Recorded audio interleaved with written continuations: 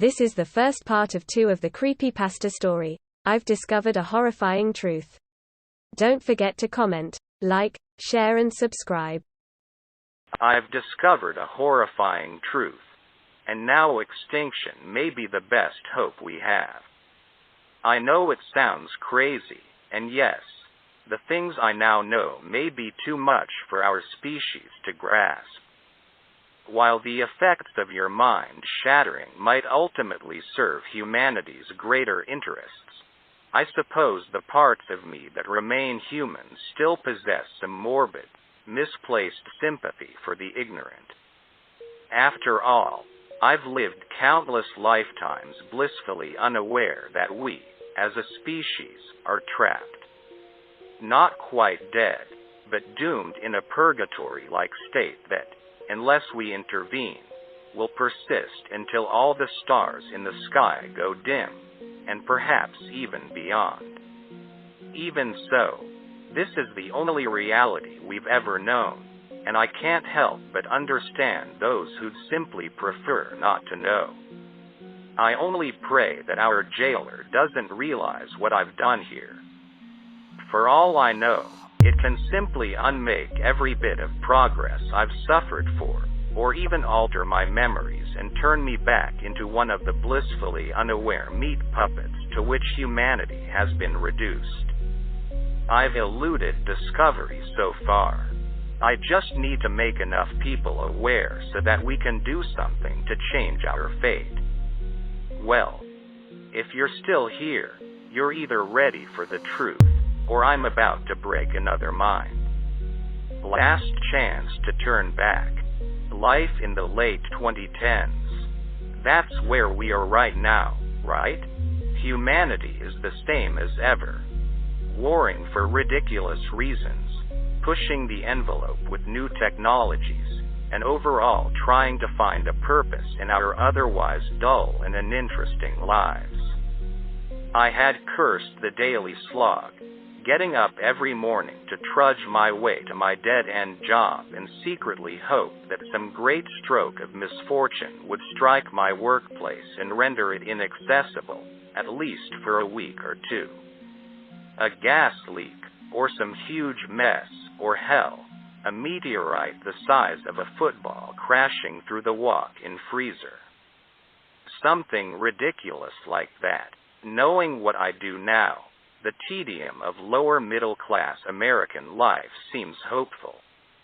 Ideal, even, compared to the truth.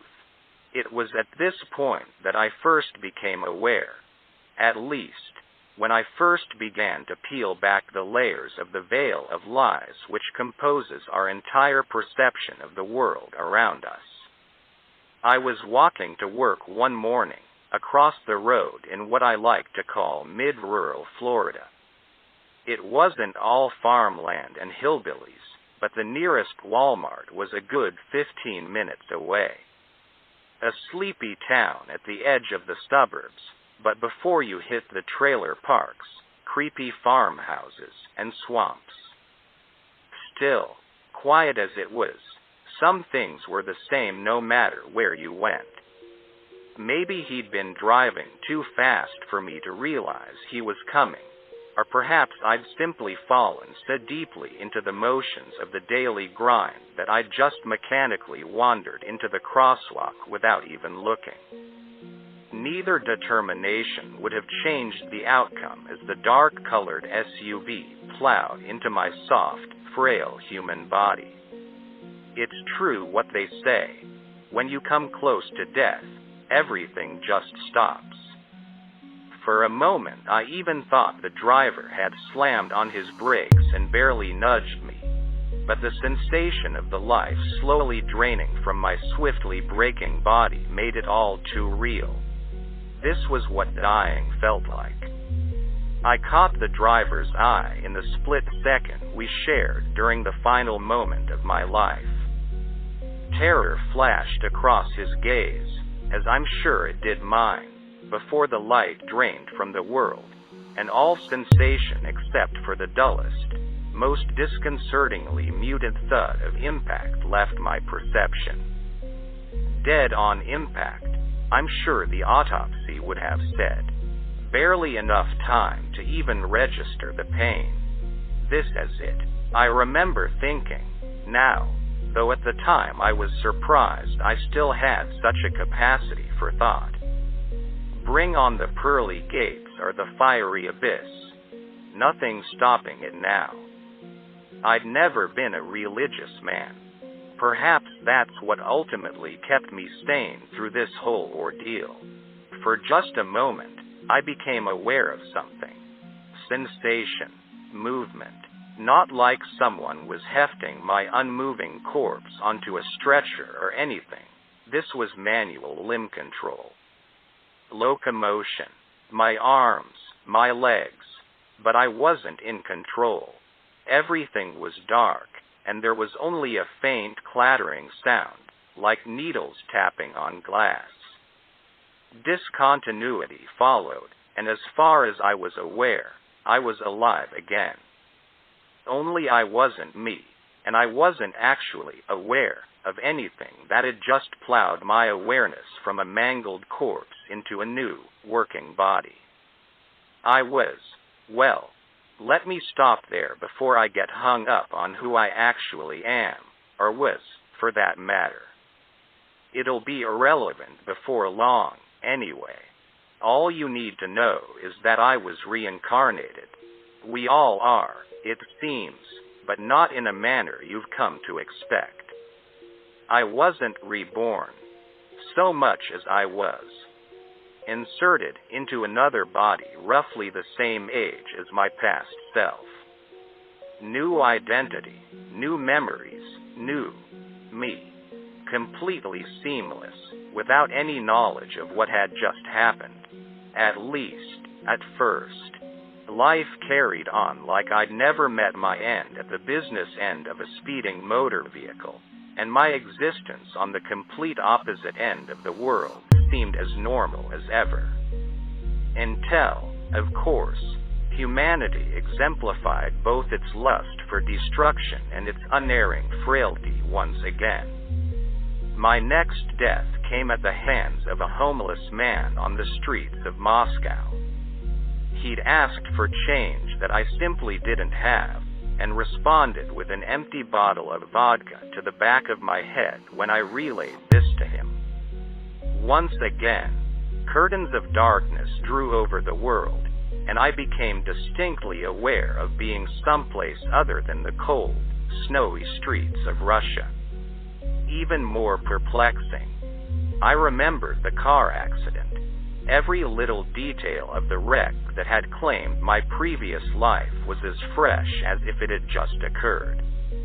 Before I could even think to puzzle over this, I felt this dark world slip away, but not before I heard the odd clattering sound again. I went through many lives after that, in many places. Africa, Asia, back in the U.S. I can barely remember most of them. It seems like only violent deaths can bring me back to that horrible place beyond the terminus of life. But through it all, I began to piece some things together, and the dark world that lingered in my perception after death became more clear. After a particularly gruesome death courtesy of a pair of wild dogs in Australia, I of course returned to the world beyond. Only this time, something changed. I could see, for the first time, whatever passed for eyes in this body of mine could sense the world around me.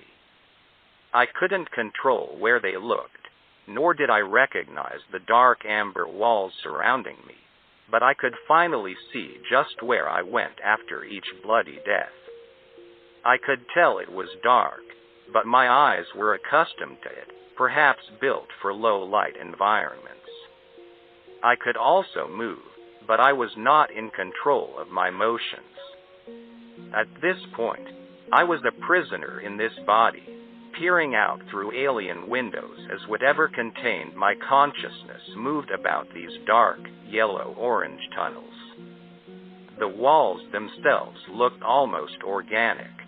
Chitinous or resinous, maybe. slightly shiny, like they were wet.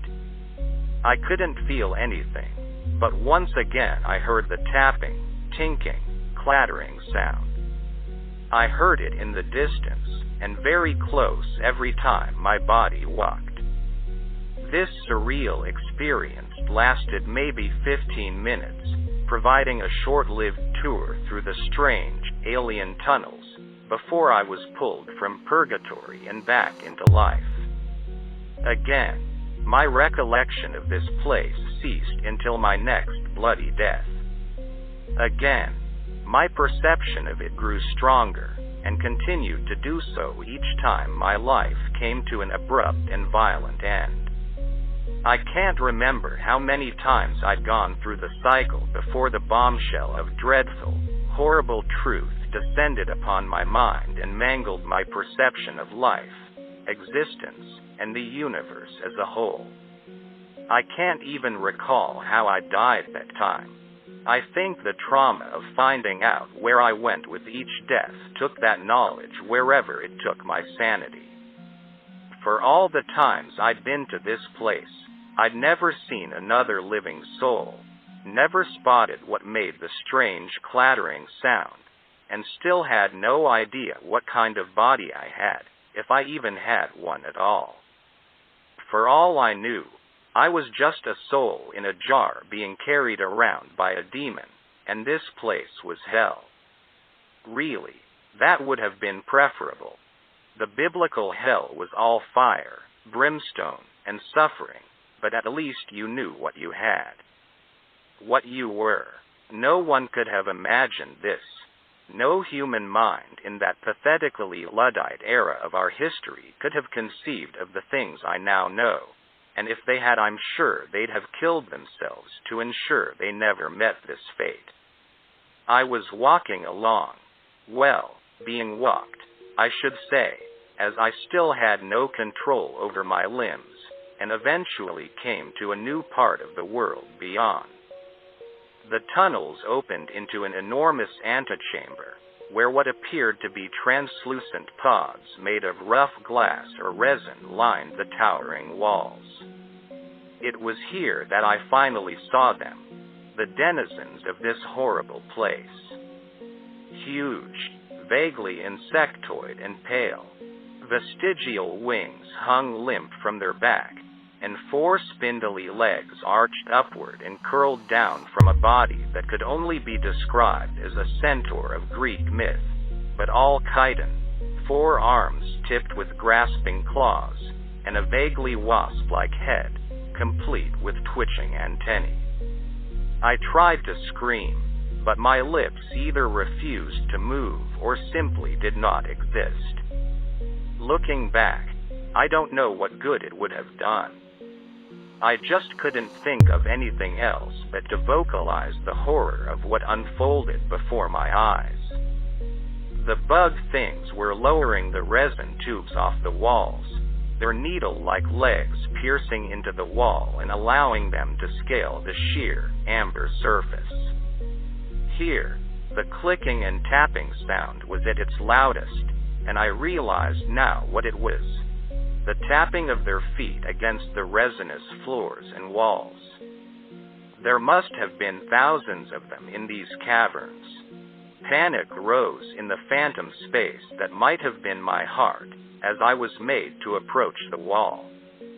Up close, the things were just as pale and grotesque as anything else you'd expect to find in a near lightless environment. There had to be a dozen in the room right now, some coming and going as they worked to peel open the tubes and retrieve some unseen treasure from inside. Many of the bugs appeared to be injured or damaged in some way, their carapaces pocked with holes, some missing entire limbs. Whatever the cause, they appeared entirely unconcerned with their wounds. I stopped at the foot of the wall. I suppose I should have put 2 and 2 together by this point, but my mind refused to accept the theory stringing together in my mind. I watched a bug thing higher on the wall pass a tube down to a lower one. then one even lower. Then, to me, 4 chitinous graspers took careful hold of the tube and, with unimaginable strength, hauled it aside and set it down. My mind spun as I witnessed the hands, the ones attached to this body from which I viewed this terrible world, tear into the resinous membrane at the front of the tube. Only when my body tilted forward that it could view its own handiwork did I finally realize the truth. Large, compound eyes, wasp-like face, complete with antennae, sharp, pincered mandibles. This was me, my face, my body, my hands, my prison. I think the shock of my realization awakened me to something. A sensation began to creep into my horrible clawed extremities. I begged for it to go away, to retreat into the recesses of whatever veil had held it back. This couldn't be me. I was a human being. This was all some horrible pre-death nightmare that only seemed quite so long because of the time distortion we experienced in dreams. My death at the intersection was my only true death, and I was just dreaming the rest of this. Just dreaming. But the sensation persisted. No veil of darkness swept the world away, and no beam of light carried me to the heavens and away from this hellish world. I watched helplessly as the resin glass was torn away, and a dazed, but otherwise seemingly unharmed human came into view. The clawed hands, which I refused to call my own, made quick work of that, piercing into the man's carotid artery, producing a spray of blood and a gurgling sound I had previously figured exaggerated for gory movies. It tore into that body, dissecting flesh and bone with its powerful claws, ripping viscera apart and completely dismembering the human corpse. The sensation of human body parts squishing under my fingers made me want to vomit into the ethereal void that was my existence. Other workers approached and began to cart the mess of organs, limbs, and tissues away. My body carefully took the head in its hands, its claws effortlessly snapping off the jaw, ripping flesh from bone, and cracking the skull in just the right way to remove the intact prize waiting within. The brain. It discarded the rest of the head, tossing the remnants into the open chest cavity of its victim, which another drone casually hefted into its impossibly powerful arms and began to cart away to places unknown. At this point, the darkness began to return. Despite my terror, I fought against it, clawed at the awareness of this world, desperate and horrified to know where this hellish rabbit hole went. I think something broke that time. Something in the system of life and death as it has been for humanity for, God, I don't even know how long now. I awoke to my new life, a flood of memories threatening to overtake me. A woman sat across from me at a table, and 2 children looked on vacantly. I nearly choked on the pasta in my mouth, and some words sputtered out in apology, in Swedish, I think, but I can't tell. No one looked at me. I hastily excused myself and stumbled upstairs, toward what I vaguely recognized as my bedroom. The tunnels, the bug things, I could still remember them, even now. Death brought me back there. So to find out what happened, I needed to die. And it couldn't be clean, either. I dug through a drawer and found a large pocket knife. My mind raced. What the hell was I going to do? Yes, I had to know the truth, no matter how horrifying, but at what cost? Through the haze of broken, disjointed memories half inserted into my addled brain, I realized that the woman downstairs must have been my wife, and those children. God. I couldn't even think of it. It wouldn't just be my life I was destroying. As I struggled to make my decision, however, I realized something. They hadn't reacted at all when I'd stormed off from the table. None of them had even looked at me. I went back downstairs and peered around the corner. They were still there at the table. My wife and 2 kids, mechanically forking noodles into their mouths. There was something horribly inhuman about the way they ate. I called out to my wife, but she didn't answer. I yelled to her this time, still nothing. What the hell was going on? More fascinated than concerned, I hurried into the kitchen and smacked one of the kids in the back of the head. He didn't even flinch. He just kept eating. When I slid his plate away, he just reached his arm out farther for it. Not a single one appeared to realize I was there. I'd seen enough. Whatever this was, it sure as hell wasn't the answers I sought. I brought the knife to my throat, held my breath, and did the deed. The pain surging through me as the blade pierced my carotid artery distracted me from the compulsion to stay in this place, to embrace the lie and forget the horrors I'd seen. But I couldn't. I had to go back to the truth, to see where it all wound up. It didn't take long for me to bleed out. Sure enough, my consciousness returned to the inside of the wasp thing in the tunnels.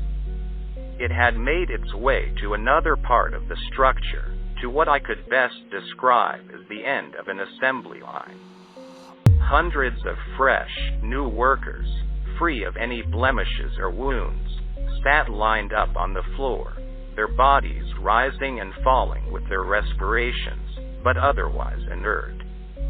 My organic prison skittered toward the nearest drone and, grasping the human brain in one hand, took hold of the new drone's head and pried open the backplate of its chitinous exoskeleton.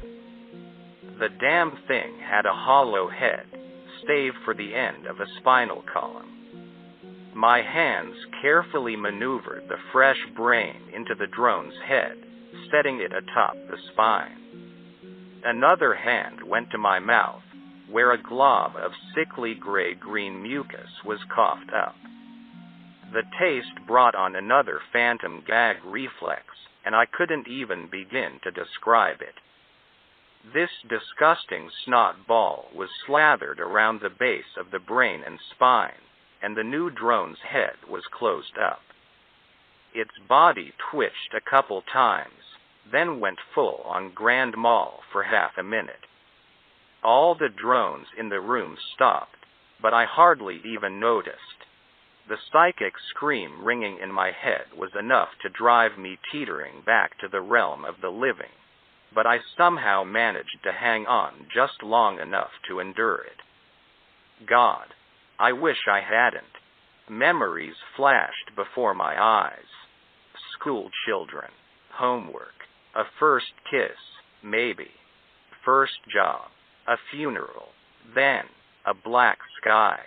Military air raid sirens, followed by the deafening rumble and blinding light of a Moab colliding with it. This is the end of part 1. Listen to part 2 by clicking on the end screen. Thanks for listening, folks. Please like or dislike, share and subscribe. Also, don't forget to click the bell icon to receive notification when new videos are released. Leave a comment below if you have more to say, that just a like or dislike.